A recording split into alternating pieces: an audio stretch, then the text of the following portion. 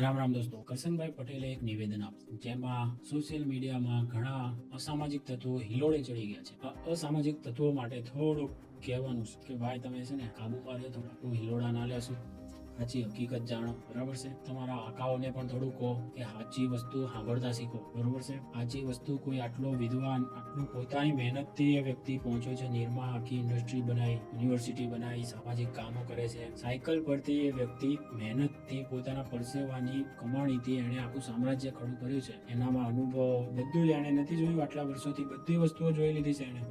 બધી કેટલી સરકારો એની સામેથી પસાર થઈ ગઈ છે. એ વ્યક્તિ બે શબ્દો કહેતો હોય, કદાચ ખોટું પણ હોય, કદાચ માની લે એનું તો 100% સાચું જ છે, કદાચ માની લે એ વસ્તુ ખોટી છે, તો એ થોડીક સાંભળતા તો શીખવું જોઈએ ને તમારે ભાઈ. થોડીક પણ તમારામાં સહન શક્તિ નથી. અને એ પણ કઈ બીજા કોઈ સમાજનો વ્યક્તિ છે, પટેલ સમાજનો જ છે, કરશન પટેલ. એના નામને આપણે ગૌરવથી લઈએ છીએ ભાઈ. એ વ્યક્તિ કઈ કહે છે તો ખોટું એનું લાગી જાય ભાઈ. તમને બહુ લડવા માટે એની સાયકલની મજાક ઉડાવે છે પાછા.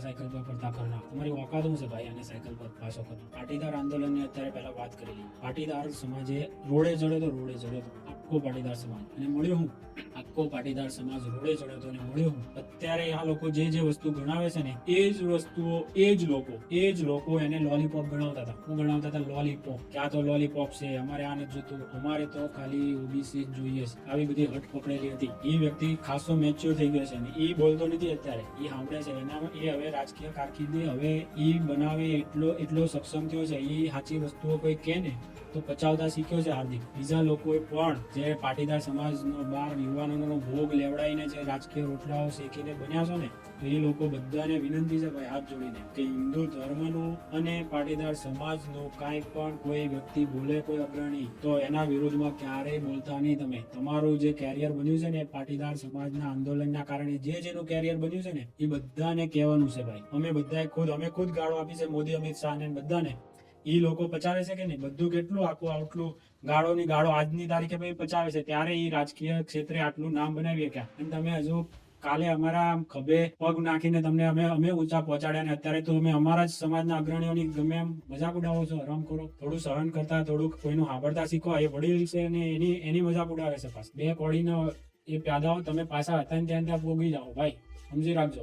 પાટીદાર સમાજે છે ને તમને પાટીદાર સમાજે કઈ નથી મળ્યું. આંદોલન કર્યું ને, રિસર્ચ કરો તમે. પાટીદાર સમાજનું જે અનામત આંદોલન હતું ને, એકલા પાટીદાર સમાજે આંદોલન કર્યું. ગાળો ખાધી પાટીદાર સમાજે, ગાડીઓના કાચ તૂટ્યા, પોલીસની ગાળો ખાધી, ઘરમાં આવીને એ મારતા હતા પોલીસ વાળા, રોડે કેટલાયને માર્યા, અને આ બધું જ જે સહન કર્યું એ પટેલ સમાજે કર્યું. અને આજે એની મલાઈ તો બધા ખાય છે ને એમાં કોઈ વાંધો નથી. સારામાં સારું છે કે બધા મલાઈ ખાય છે આપણા કારણે. અને તમે લોકો જે લોલીપોપ ગણાવતા હતા, એ બધા અત્યારે એના ફાયદા ગણાવે છે. એ જ ફાયદા ગણાવે છે. લોલીપોપ પહેલા ગણાવતા હતા અને કેરિયર બની ગયું. અમુક તો એવા હરામખોર નાઓ છે જે હિન્દુ સમાજની વિરુદ્ધમાં જ પડેલા છે. આપ્યાઓ કમસે કમ આ થોડા ઘણા છે, એને ભૂલો સમજાણી અને પછી પાછા હતા ને. એને બીજેપી કોની પાર્ટી છે ભાઈ? કોની પાર્ટી? આપણી બનાવેલી પાર્ટી છે. આખા ભારતમાં ખાલી 2 સીટ આવતી ને, 2 સીટ ભાજપની, ત્યારે એ સીટ આપણા મહેસાણાની હતી ભાઈ. અને પટેલ સમાજના કારણે જ ભાજપ બન્યું છે આજે જે પણ છે. અને એના વિરુદ્ધમાં કાંઈ પણ તમે બોલો ને તો એ પટેલ સમાજની વિરુદ્ધમાં જ છે. આજે આજના યુવાનોને ખબર નહીં હોય કેવી રીતે ઇટાલિયન ને પપ્પુની સરકારો કેવી રીતની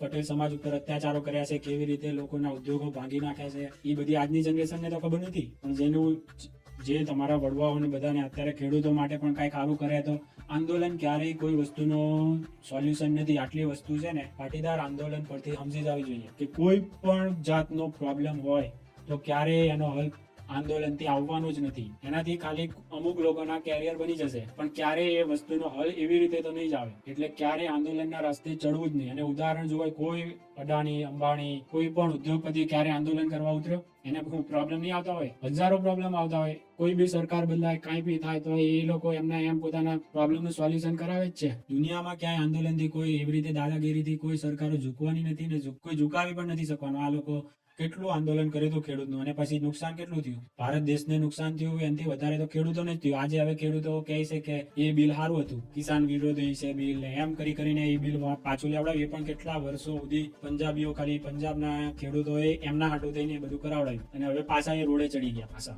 MSP આમાં આપો, હવે પેલામાં આપો, ઢીંગડામાં બી આપો. એ રસ્તો છે? એના કરતા ઉદ્યોગપતિ જે રસ્તેથી કામ કરાવે છે, એ રસ્તેથી આપણે કેમ કામ કરાવતા નથી શીખી જતા ભાઈ? કોઈ આંદોલનકારી ઉદ્યોગપતિને જોયા છે? શું કામ?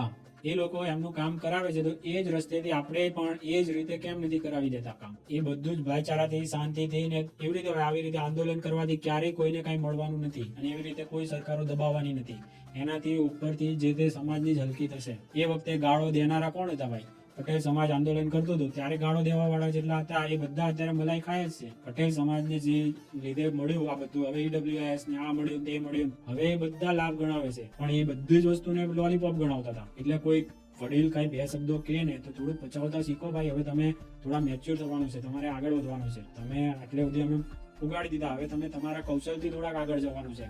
તો આવું બધું કોઈ ઝેર ના છે ને બધું પીવું બી પડે, એ પચાવવું પડે. એટલે કોઈ પણ હોય ને એ બધા તમે સમજી લો. કરશનભાઈ અમારા અગ્રણી છે, એ કોઈ વસ્તુ કહે છે ને તો એ અમારા ભલા માટે જ છે અને અમારા હારા માટે છે. અને એ કોઈ વસ્તુ ખોટી નથી, એની બધી વસ્તુ અમારે સાચી જ માનવી છે અને એ બોલે છે અમારા ભલા માટે કહી છે. એટલે કોઈ પણ થોડા મેચ્યોર થાવ, આગળ તમારે હજુ જવાનું છે. તમને બધાને સપોર્ટ કરવાનો છે અમારે. પણ આ રીતે તમે નાની નાની વસ્તુઓનો રાયનો પહાડ બનાવશો ને એમાં તમારી હલકી થાય ને તમારું કોઈ રાજકીય કારકિર્દી નહીં બનાવવાનું. બધા જ ઉદ્યોગપતિઓ તમારા વિરોધમાં રહેશે. કોઈ તમને સન્માનમાં બોલાવતા પહેલા 1000 વખત વિચાર કરશે કે આ ભાઈને બોલવાની પણ ભાન નથી, આપણા વડીલોનું જ અપમાન કરે છે, એવી વ્યક્તિને આપણે હું લેવા બોલાવી. એટલે જેમ ભાવે એમ સરદાર ધામ વાળા કેમ નથી બોલતા, ફલાણા ખોડલધામ વાળા કેમ નથી બોલતા, આટલું દીકરી ઉપર આમ થયું તેમ થયું. જયારે ભાઈ બધા બોલવા માંડે તો પછી એનો કોઈ કાબુમાં રહે વસ્તુ? પછી 1000 જણાને બોલવાનું હોય, એક જણો બોલે બહુ થઈ ગયું. નાની પ્રોબ્લેમ છે, હાવ આવડી નાની, એમાં એક વ્યક્તિનું કામ હોય ત્યાં 1000 જણાને બોલાવડાવીને તમારે શું કરવું છે? એટલે થોડુંક છે ને મેચ્યોરિટી લાવો ભાઈ, થોડાક મેચ્યોર બનો. કેટલા સારા સારા કાર્યો